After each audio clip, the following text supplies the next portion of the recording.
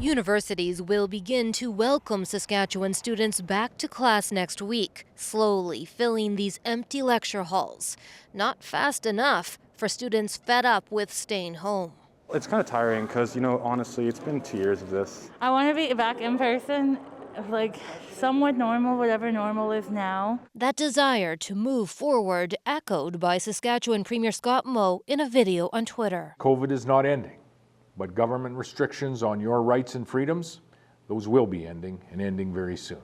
The government of Saskatchewan doesn't actually have any restrictions on gatherings or capacity limits, but the Premier says he'll scrap the proof-of-vaccine system sometime this month. No decision yet on ditching masks. Travel, go to work, have dinner with your friends, go to the movies, go to your kids' games, most importantly. You should do all of these things without constantly assessing if your every activity is absolutely necessary.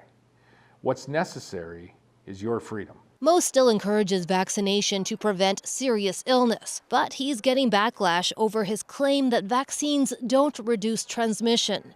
Experts say that's false and dangerous. When the Premier himself is saying get vaccinated, but it doesn't do anything to reduce transmission, I think that's really going to discourage a lot of people from not only getting vaccinated, but from continuing to take precautions. Now is not the time to abandon the children, the seniors. The chief medical health officer says new infections have peaked, and he predicts hospitalizations will trend downward in the next week or two.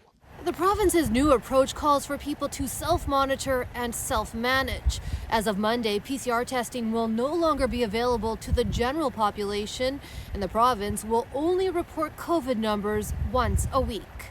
Bonnie Allen, CBC News, Meadow Lake, Saskatchewan.